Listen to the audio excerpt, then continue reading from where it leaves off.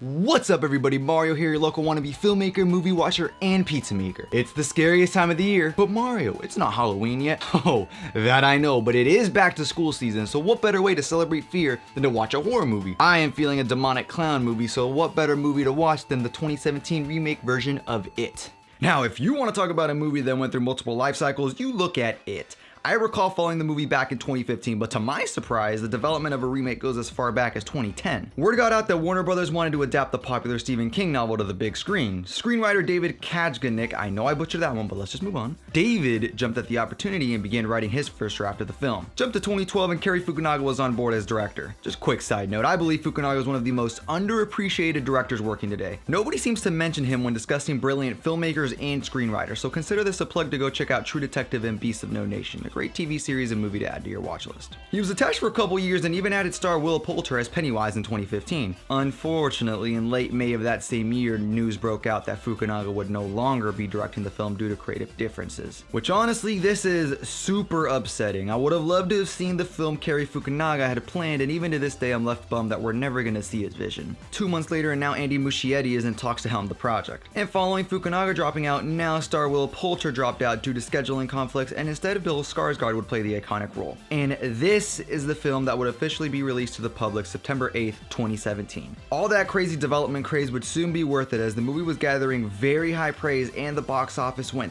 through the freaking roof. The worldwide gross of the film was a little over $700 million on a budget of $35 million.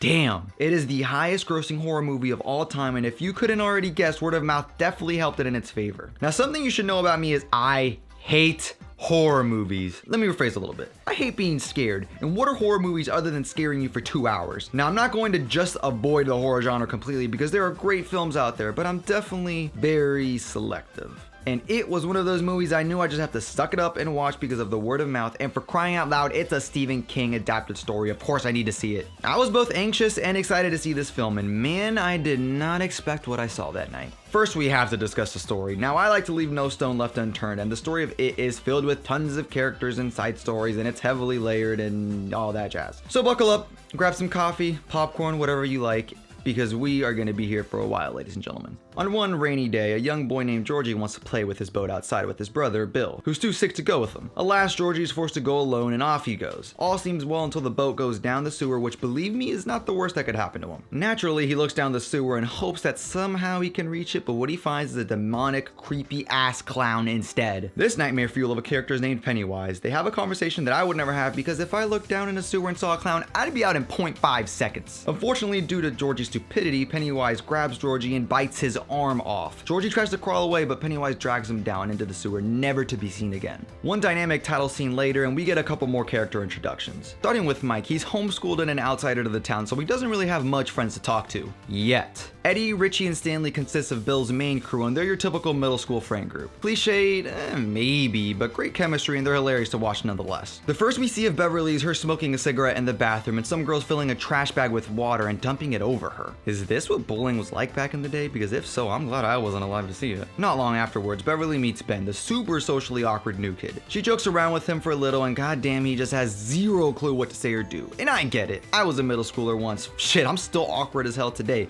But man, does this make me cringe. But in a way, that was kind of the point. The school bullies also torment the kids, and all they really do is just drive around in their Trans Am and look for kids to ruin their day. I'm sorry, if that's what you do for fun, you need to find a hobby. Go join a recreational sports team, learn to knit, make YouTube videos, or something. When Bill comes home from his last day of school, his dad notices that he's been making a diorama of the sewer system in Derry and hopes to find Georgie. His dad gets mad because he's trying to look for his brother? Look, in a way I understand because he's an adult and he realizes that as an adult, his own son is gone, and that's hard enough to deal with. But to get mad at your son for trying to do some good, yeah, I don't know about that one. With that being said, we get a hint that the story is mainly going to consist of Bill trying to find Georgie with the help of some of his friends. Mike is the first victim of It. All seems well while on his way delivering meats to the meat shop, then suddenly he sees Travis in his Trans Am and decides to run in an alleyway where, you guessed it, Pennywise is there doing his Pennywise thing. Just as you think Pennywise is about to strike, Travis damn near runs over Mike. Stanley, while practicing to read the Torah, is told to go put his book away because apparently he sucks at reading it. While in his dad's office, he walks past a painting that he's creeped out by, and before he knows it, it's out of the frame, terrorizing him. And while Ben is reading books about the history of Derry in the library, he sees a red balloon that leads downstairs where he sees an Easter egg, and you guessed it, Pennywise is there not too long after.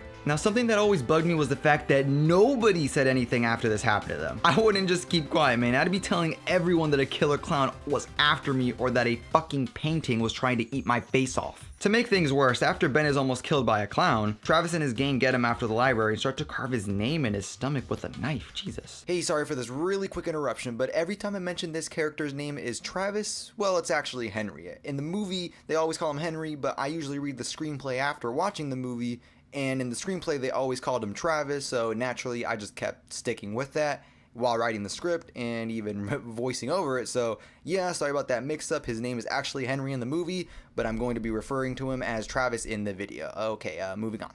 As this is happening, a car drives by just looking at them with a red balloon in the back seat, so you already know someone's gonna get fucked over. Ben manages to get away and run into Bill, Eddie, Richie, and Stanley at the Barrens where they're looking for Georgie. But what they don't know is one of the bullies that was chasing after Ben goes into a sewer where he thinks he found them, only to be another victim to it. After seeing Ben in the horrible condition he is, they decide to go help him out and clean up his wounds. One problem, they're middle schoolers with no money. Haha, but no issue. Beverly happens to be at the pharmacy and helps them get what they need while she distracts the pharmacist. A little convenient, but hey, nothing that really drags the story down at all. We get another encounter with Beverly and the kids again, which is awkward as hell, but again, that is the point. I can't stress that enough. Bill invites Beverly to the quarry where they'll be at tomorrow because you gotta shoot your shot every now and then, am I right, fellas? It's at this point we see Beverly's creepy ass father in a super unsettling scene which causes her to cut off most of her hair. While at the quarry, Beverly shows up out of nowhere and joins them for a fantastic swim-filled time. I do want to mention, I think it's important to have slower moments like this in any screenplay. Not every scene needs to be the protagonist always going towards the goal as evident in this movie. Taking time to slow things down, develop the relationship between the characters, to me, I love seeing in any film if it's necessary. But hey, that's just my 2 cents. While searching through Ben's backpack, he explains to them of all the missing children and strange shit that goes around Derry. They go back to his home where they come to a conclusion all these bad things that have been happening might be linked to a well house. Alright, who's ready for some more heart attack inducing scares? Eddie gets his pants nearly shat after walking past Neibolt Street and coming in contact with this weird zombie monster thing. As he's trying to pick up his medication, Eddie says nope and runs away and gets chased around until he runs into Pennywise, and unlike Georgie, he actually runs away. Man, what a concept. Beverly gets nearly sucked into the drain once she hears a strange noise coming from deep inside of the drain. She escapes, but blood regurgitates all over the bathroom. Disgusting. And Bill one night is in Georgie's room and he believes he sees Georgie running around in his house. He goes out to search for him and leads him directly to the cellar, which really is just an illusion by Pennywise in his attempt to eat Bill's face off, you know, the normal things. Luckily, they all live to see another day. While talking about their encounters long after it happened to them a while ago, they see Mike, Spike, and Travis's Trans Am, so them being the Avengers, they go to help out. One rock war later and Mike joins the crew and the Justice League is created. As the Teen Titans reunite, alright, I'm done. Reaching the midpoint of the movie, Ben explains to them that these strange things going around happens every 27 years, which, lucky for them, is now 27 years from the last time. While trying to figure out the mystery together, they go to Bill's garage and set up a projector with the city map. They realize the house on Neibolt Street is where the well house is at, which is the root cause of everything. The same street where, Eddie nearly died. One second they're looking for the photo of the city map, then the next photos of Bill's family comes up with Pennywise being in the photo. They all freak the fuck out, as you naturally do when a killer clown comes up on your projector screen. They knock that projector over only for Pennywise to come out of the frame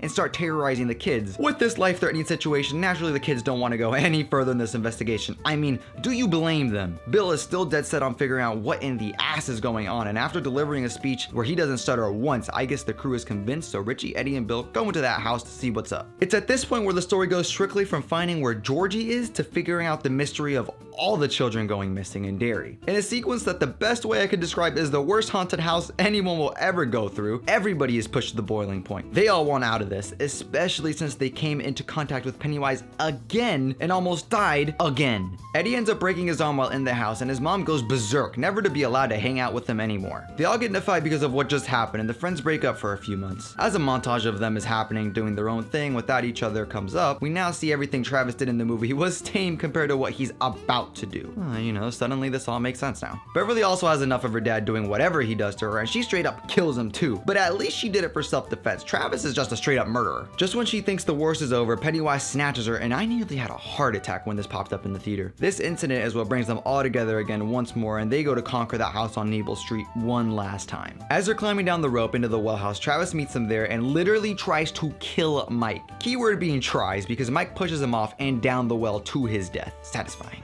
They all go to Beverly's rescue where she's unconscious, and due to the power of love, which I'll get to in a second, Ben brings her back to life. And if that didn't work out, that would be considered necrophilia, folks. One clown ass whooping later, and they make it out of there alive, and all agree to make a blood pact that if it ever comes back, they'll be there to stop it. Alright, as I mentioned before, the friend group is a bit cliched, but that's how real life is too. I know when I was a kid, we had the funny guy, the one leader of the group, and so on and so forth. What most impresses me about the story is just how many characters there were and how they decided to have as many side stories as they did. You had the main story of just trying to take down it, Bill's internal conflict struggling to get over the death of Georgie, Beverly's creepy dad that assaults her, Ben's struggle to get the girl, Mike being unable to kill the goat and be a real man, Stanley not being able to live up to his dad's expectations because he can't understand the Torah, Eddie being strictly tied down by his mom, Travis having a screwed up life which leads him to become a murderer, and the list goes on. Yes, they aren't exactly all stories per se, but to have each character have their own internal conflict is important in this type of movie where we as the audience should care about them all. The screenplay had to juggle a ton of things, and the fact that it was paced well, characters had clear motivations, everything developed smoothly and naturally is definitely something to commend. This was no easy task for the screenwriters by any means. I did find some faults with some of the character choices. I went over it briefly, but for them to go through life-endangering situations and not tell anybody that it happened until the obligatory exposition scene took me out of it a bit. I was personally not a fan when Beverly was brought back to life through a kiss, a bit too cliche for me, and instances where they keep splitting up when by now they should know to stick together since they say it all the time that they're stronger in a group. In terms of negatives, that's really most of my issues, just character decisions made. However, cinematography wise, man, this is a beautiful movie. Not in the sense of pretty colors, quite the opposite actually. The color grading was dour and grim with lots of darker color and lighting situations. The camera work was silky smooth for the most part. Whether on a dolly or a steady cam, they always managed to keep things smooth. In particular, there was a lot of Dutch angles and even push ins to a Dutch angles. This film definitely had a stylized look, and there's a lot to love about its presentation. Speaking of presentation, the production design was great, especially inside the house on Nebel Street. Acting wise, you guessed it, they were all great, and this now marks the second movie I've looked at with a ton of child performances that were all fantastic.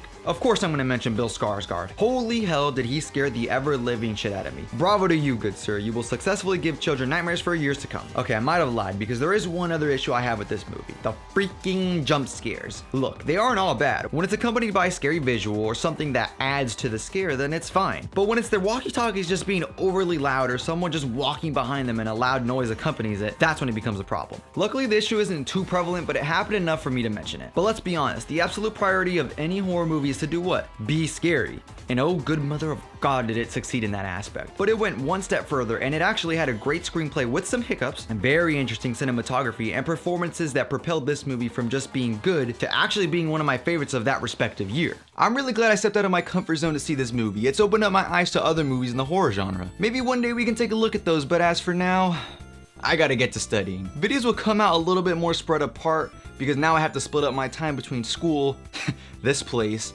and YouTube. I hope you guys can all understand and be a little bit patient with my future uploads. With that being said, I hope you guys have a good day, good afternoon, good night, and hope to see you guys around sometime.